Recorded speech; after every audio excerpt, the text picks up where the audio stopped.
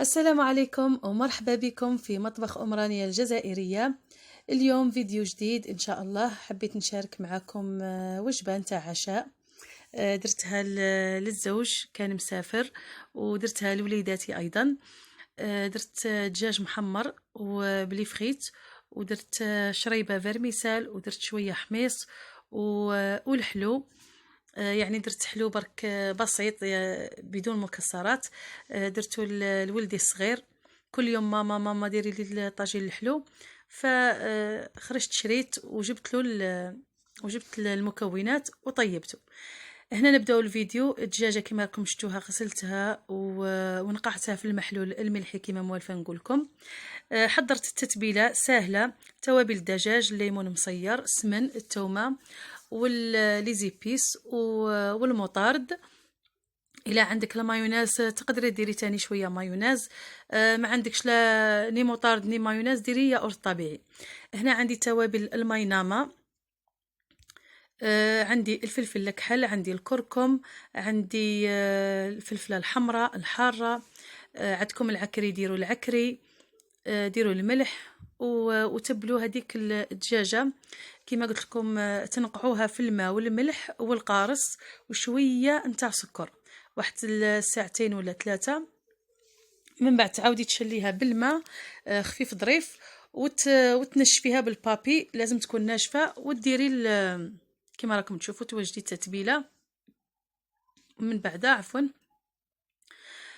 من بعد تبدي تحطي ديري التتبيله نتاعك، تدخليها بين الجلده واللحم.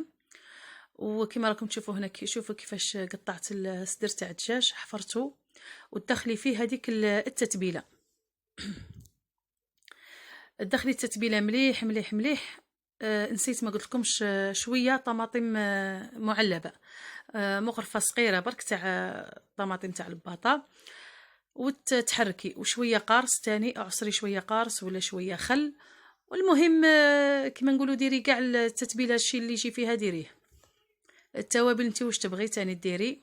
انا الكمون ما نديروش، نحسو يجيني قاصح في الدجاج. ندير الزعيطره، ندير الثوم وباقي التوابل. هنا راني نسيت القارص ما درتوش مع التتبيله، فعصرته من الفوق. وحكميها قمطيها، ديريها في البابي هذا ورق الزبده، وزيدي ديري في الالومنيوم. انا ما كاش عندي الالومنيوم، حطيتها كما راهي. هنا عندي مرصوص صغير تاع اللحم، درت عود قرفه، درت بصله ربيتها في الرقيق، درت الكزبر اليابس، طماطيش تاع الباطا، واش درت تاني؟ الفلفل الكحل، درت هنايا شويه زيت، هاو الفلفل الكحل، درت الملح. المهم طماطيش تاع الحبه ما نديرهاش هاد الوقت، تجي حامضه، ما تعجبنيش في الشوربه فيرميسال، تحمضها لي، تخلي يتكتك. ومن بعد جيت للعينه. شوفوا هنا قلت لكم شريت كميات صغيره برك باش ندير طبيسي لولادي. شريت شويه عنب، شويه مشيمشه، شويه برقوقه هايله. شريتهم بالميزان، يعني صراحه غاليين شويه، فشريت شوي من كل حاجه. كما راكم تشوفوا هنا راني نكيل فيهم باش نعرف الكيله نتاع السكر. واش درت هنا؟ نحضر السيرو تاع الحلو. كيله تاع سكر بزوج كيلات نتاع ماء، ودرت عود قرفه، ودرك ندير شويه تاع قارص، شويه سمن تاع المرجان ولا اي نوع تاع سمن ولا زبده، ودرت رونديلا كما نقولوا تاع قارص، ونحطو على النار. رشه الملح ضروريه ما تنساوهاش. هنا كنت طبخت شويه ماء ودرته في العينه في العنب وفي المشيمشه كما راكم تشوفوا. تما راني وريتكم شويه الفلفله الحاره والفلفله الحلوه، دوك نقشرهم ونقطعهم. هنا بعد ما تقلات لي البصله واللحم، مرقت وسكرت على الكيكو طيب اللحم. جيت للحميص، رحيته في الروبو، رحيت تاني الطماطيش بعد ما شويتها هي والثوم، قليتهم، ودرت الفلفله الحلوه والفلفله الحاره وخليتهم يطيبوا. هنا أنا كنت نسخن في الحليب لولدي الصغير باش يشرب. شوفوا هنا السيرو كي يبدا يعقد، مش يعقد يعني يطيب شويه، تلوحي المشماش والعنب هما الاولين، تخليهم حتى يطيبوا. كي تبدا تعقد لك لاصوص تاع الحلو، ديري العينه، ديري البرقوقه حنا نقولوا لها، تحطيها. وفي الاخير كاع نديروا شويه فاني وشويه تاع مزهر. درك تشوفوا، شوفوا هنا كيفاش تعسل وبدا يعقد. يعني هنا ما يعقدش بزاف بصح يبدا يعني يتماسك، يعقد يعني مش يتماسك. المهم تحطي. اليوم هذا ما نحكي لكمش، كنت تعبه فيه يعني واحد التعب. كنت مع غسيل تاع الفراشات وزيت العشاء والدار وكل شيء، كل شيء درتو بمره. المهم هنا تاني عاودت، هنا الفيديو شوفوا راني ما نظمت لكمش على حسب الخطوات كاع اللي بديت بهم، راني نمشي لكم في الفيديو. هنا درت مغرفه ونص تاع خميره الخبز، نخليها تتخمر مع شويه سكر يعني عادي. راح ندير خبز طاجين بالفارينه برك. هنا غطيته وخليتها تتفاعل شويه. جيت للفارينه حكمت كيلو وشويه نتاع فارينه.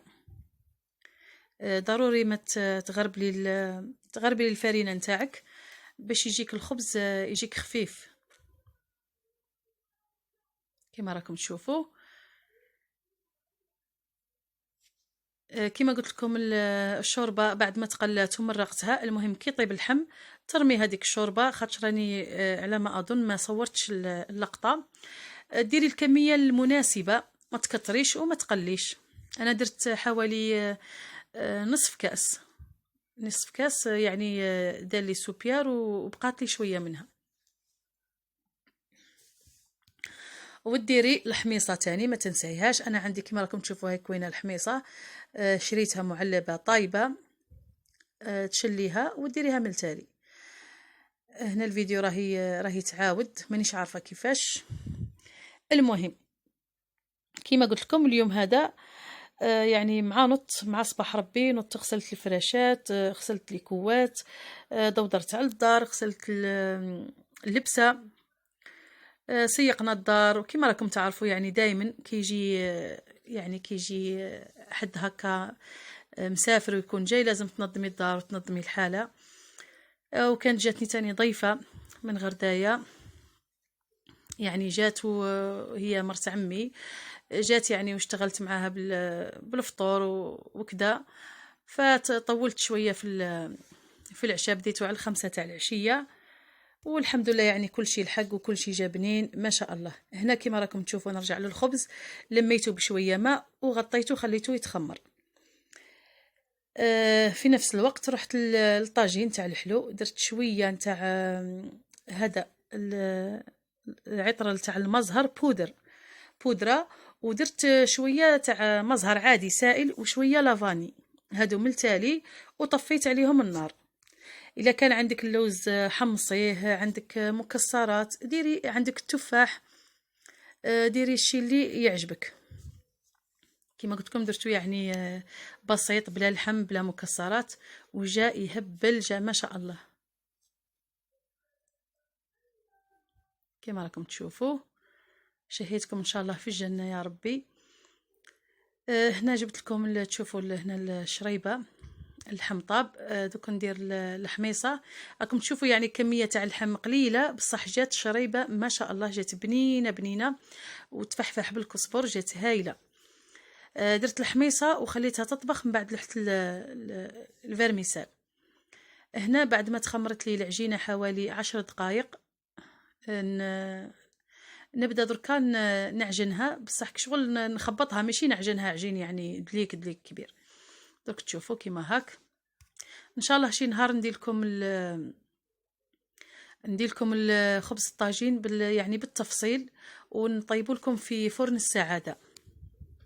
هذا طيبته في الطابونه عادي، في الطاجين هذوك تاع الحديد، دوك الطاجين تاع الشبكه تاع الحديد. ما عنديش طاجين الطين صراحه، كل ما نشري طاجين تاع طين يتكسر، فقررت ما نزيدش نشريه، ندير طاجين تاع الحديد ولا ندير في الفور تاع السعاده اللي عندي.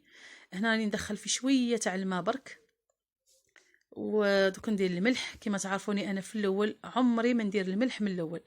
الملح والسانوج وحبة الحلاوة هادو دائما نديرهم في الاخير.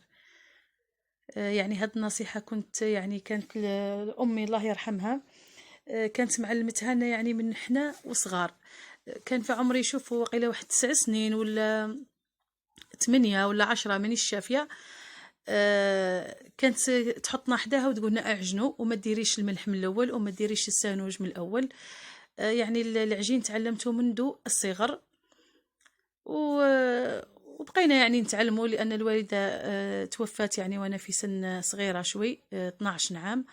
فتعلمنا يعني الطبخ من بعضنا من عند اختي الكبيره. بصح كاين شوفي القواعد الاساسيه تعلمناها من عند اما الله يرحمها. يعني دركا نشفى النصائح تاعها دركا يعني محافظه عليهم. المهم كما راكم تشوفوا الله يرحمه ويرحم كل الموتى المسلمين يا رب العالمين. تبقاي تخبطي العجينه هنا نزت الملح وتبدو تشمخوا يديكم بشوي بشوي برك وراكي تخبطي في العجينه اللي مع يعني انا البيترا عندي بصح خسر لي للاسف ومازال ما خدمتوش فراني نعجن بيدي. هو يعني هذا الخبز من الاحسن تخبطيه بيدك خير. هنا قرصت الخبيزات نتاعي وجيت للشوربه كما راكم تشوفوا. هنا بعد ما رميتها ودرت لها الفلفله الحاره زدت الكزبر وحمرت الدجاجه طابت ووجدت وكانوا يعني كان الزوج تاعي لحق للدار. هنا يعني بديت نسقي وحطيت فوق البوطاجي قلت لها لبنتي صوري لو طون اللي راني نوجد صوري وحتى نحطوا الطابله. المهم هذا هو العشاء تاعنا. نتمنى ان شاء الله يعجبكم وما نكونش ثقيله عليكم في الفيديو. ما تنساوش اللايك والاشتراك. هذا هو الخبز نتاعي البسيط المتواضع. كما قلت لكم ان شاء الله يعجبكم الفيديو.